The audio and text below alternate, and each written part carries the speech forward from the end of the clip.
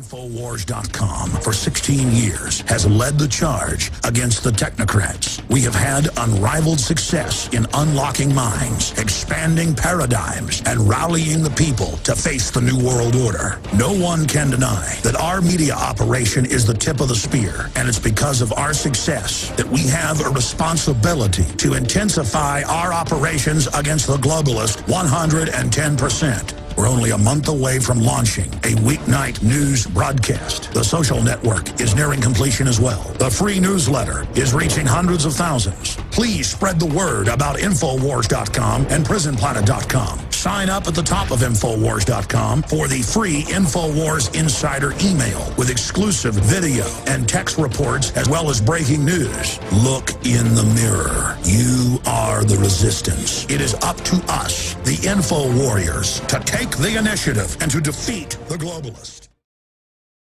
Here at Infowars, we interview guests who have been right over and over again.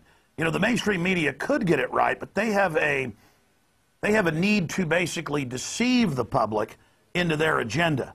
No, we talk to folks that are true mavericks, true independents, that have a long-term track record of being frighteningly accurate so that our viewers have a chance to look at the research and be ready for what's coming before it actually slams into us. And one of those guests is the top trends forecaster, Gerald Celente from Trends Research, best-selling author and researcher. Gerald Celente, thank you so much for joining us today. Oh, it's always great being on with you, Alex. Well, Gerald, I mean, I read your trends forecast religiously. I've got it right here in my hot little hands. And you laid all this out several years ago.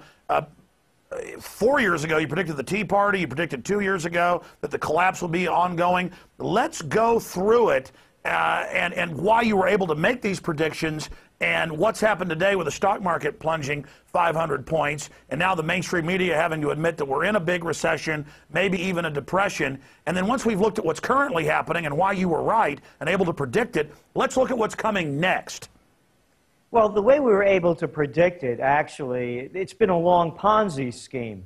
Every time there's a collapse, you go back to the dot-com bubble burst in 2000. You know, we knew it was going to happen. It was a phony inflated market, a bubble. But when it burst, following that, 9/11 happened, and then they began to juice the economy with lowering interest rates to 46-year lows. They call it loose money policy. Adults call it cheap money policy.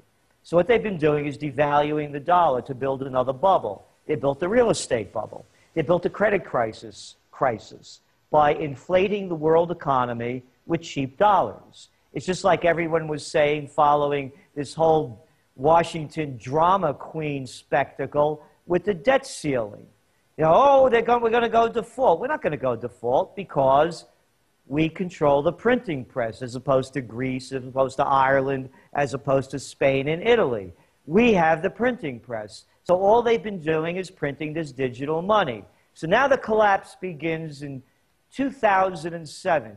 And we actually wrote in the trend alert that I'm going to read you in a little bit that came out on June 13th of this year, for the people to be on alert, on high alert. We wrote this in June for the coming summer when most people are in a vacation state of mind. Because when you play back to 2007, that's when the panic of '08 began. The markets fell from 14,000 highs. And then you read the turlet paper, a record, the New York Times back then, when the markets started to unravel in late July, and they said, and I'm not making this up, it's only a hiccup. Take a deep breath. Relax. Well, then what we said was that when we took the domain name, the Panic of '08 out after that. That's how sure we were. Now the Panic of '08 hits, what happens? Henry Paulson, remember him? The guy, you know, that was the Treasury Secretary. The guy that gave himself $200 million of the bailout money, and Congressman Stern said, who gave you the authorization? And he said, I did. Well, there you go. So he creates TARP under Bush, the too big to fails. That was the 4 words, by the way, ladies and gentlemen, that spelled the end of the American dream. All of a sudden, the too big to fails must be saved. And you, John and Jane Doe, you have to save them. And that's what you said at the time on my radio show and in the reports. We flew up there and interviewed you in New York. You said, look, this is the announcement that they're going to fully commit and feed the entire economy into the derivatives black hole. This is going to cause the greatest depression. And the New York Times called you the pessimist porn man. I mean, you got attacked by scores of publications. It was like you were Satan himself. And where are they now, Gerald? I mean, go through, because you really did call it with precision, the fact that you've been right. I mean, I know you're not happy about being right. You tried to warn people. You tried to avert it. But we need to call out the people who are little political prostitutes. Yeah, the prostitutes. Yeah, let's call him out. How about that little weenie wimpocrat, Alan Combs? I was on with him. And he cuts in and said, oh, that's Celente, he's an alarmist. And I cut away. I said, what are you talking about, alarmist? You believe the baloney, and because I won't believe your baloney, you're calling me an alarmist? How about this one? Forbes magazine, go back to February 2009.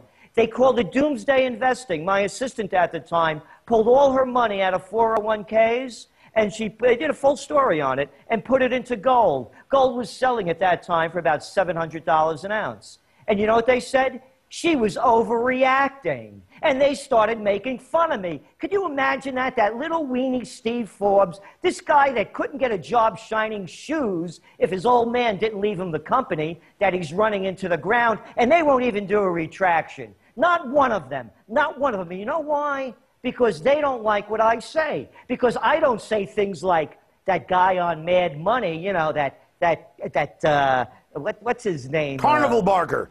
But yeah. The point is that you said buy gold when it's 700. Now it's above 6. Right, at 275. Exactly, but I mean, at that point it was 700. You're still saying buy, but you're wrong today because it's 1,600, more than doubled what it was 3 years ago. You're bad because your investment made money. In the modern America, when you're wrong is when you get praised. You are in trouble because you're right, buddy.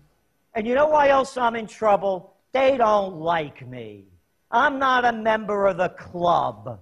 You know, maybe if my name wasn't Celente, maybe they don't like, you know, maybe I should we be wearing Brooks Brothers than maybe Gambino and Banana label, you know? Maybe that's the way they think of it. Because none of them, not one of them, has the manhood to bring me on and say that I was right. And I'll put my track record up against anyone's. There's no one, and I'm not bragging about this. I'm at it for 30 years. Yes, some people get some of the things right in different fields. But I have to say, and you read our publication, nobody's been right as much as we have in as wide variety of No, fields. you're right. I mean, you predicted, I remember interviewing you with some of the first times I interviewed you about 4 years ago, and you predicted there'd be a grassroots tax revolt against big government. You didn't call it Tea Party. That happened. I mean, right down the line, and that's why I interview you. That's why I research it. I mean, all the guests I have on, I only have maybe 10 regular guests. They're people that are over and over and over again right. Ron Paul, Dr. Paul Craig Roberts, yourself, Dr. Webster Tarpley, because you're all going off the same historical research. And again, the mainstream media could be doing this too. They consciously are lying. Why are they consciously deceiving people and demonizing gold while the richest families in the world are busy buying it up and hoarding it, Gerald? It's simple. They're prostitutes. NBC, CBS, ABC, NPR, those are the houses of prostitution. It's as simple as, no, it's as simple as that. As you saw the Anthony Frater piece that he did for us. That's all they are. They pleasure the politicians. Watch them. Look at their behavior. Look at them suck up and bow down. You know, it's remarkable. So anyway, here is a trend alert, and I'm saying this because you've heard my saying over the year. Gerald Celente's GC's 3 Gs. Guns, gold, and a getaway plan. This is serious what's happening. But here's what that little guy over there at the White House prostitute, what's his name, James Carney, perfect name, the press guy. Carney, by the way, that's the slang word for carnival man. Here's what he said in relationship to today's 500-plus Dow fall-off. There's no question that this economy has faced headwinds this year, a variety of them, including the earthquake and tsunami in Japan. the increase in oil prices, energy prices, the result from the unrest in the Arab world, and the situation in Europe also. So our focus has to be on the things that we control, which is to take the necessary measures. I don't have a specific reaction to the market.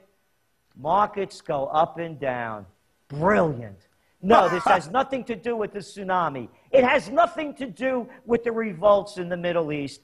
It has almost nothing to do with oil prices. It has to do with the Federal Reserve and the Wall Street gang robbing America right in front of our eyes. It has to do with stimulus. It has to do with TARP. It has to do with the killing of the Glass-Steagall Act. It has to do with all of these measures. Hey, remember those shovel-ready jobs, Mr. Carney? Where are those? Hey, how about this one? How about the prostitutes calling out Joe Biden? How about him last year saying that we were going to have the recovery, the summer recovery of 2010, and 500,000 jobs would be created a month? They created 18,000 last month. Why aren't the prostitutes calling him out? Why aren't they calling Bernanke out? Why aren't they calling Obama out and his economic team? Remember the brilliant Larry Summers? They told us that we were going to have an unemployment rate in 2010 at 7.2%. Not one of them calls them out. Well, Gerald, that's what's insane about this, is that I said on record, all the other economists we talked to, you said on record, this is going to create a black hole of debt. Things are only going to get worse now. We're only giving the money to the bankers. We've got to pay taxes for the bailout money. We haven't left the recession. It's going into a depression. And it's in a depression. And Obama said, exactly, we're in a depression. And we've been in it at least for a year or longer. And Obama said it's hope and change, free chicken in every pot. Now he says, oh, sacrifice, chip in, but not the big bankers who are making record bonuses and profits while laying off their customer service people, while cutting their actual staff. I mean, they have known what they were going to do. So this is what I want to get into now with you. You've been right. You've been accurate with great precision. We appreciate you joining us here. So while we're talking to the Trends Research Oracle, tell us the trends that are coming next in the economy, militarily, socially. You predicted massive crime increases. Now we learn Austin's had a 30+% crime increase in a year. I'm seeing neighbors' houses get robbed. Coffee shops I go to have their doors jerked off by trucks and everything's stolen. I mean, I'm starting to live in a Mad Max scenario. The crime is exploding, but just like they say we're not in a recession or depression, they tell me crime's down, Gerald. They tell me the sky is red and up is down. So what are the new trends? You've predicted what would come. What's coming next? Get ready for the collapse. We're going to go into a horrible winter. There's no way out of it. And we're really urging people to pull in very tightly and also hang around like-minded people. Start putting your brains together. Try to help each other out. That's what I say. Having friends that are awake is more valuable than even gold, guns, and food. Do you agree? I do. And it's very important to get around those kind of people. And as I've said before, and I mean this sincerely, the strong are going to survive. And when I mean strong, it's not the body strong only. It's mental and spiritual. And I mean that in the fullest sense. And to really get in shape spiritually, emotionally, and physically. Because if you're ruled by fear, you lose.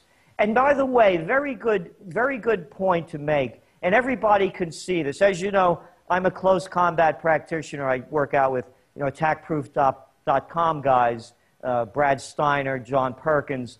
And when you watch a video that will tell you it speaks a million words, and that's the one of the richest men in the world, Rupert Murdoch, getting hit by a foam pie at the hearing in UK.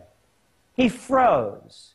And his little boy over there, James James, the billionaire in waiting.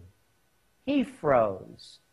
The moral of the story is, billions of dollars won't buy you a pair of cojones. Yeah, they should have exploded into action. You hit got me, it. I'm going to attack you instantly. You got it.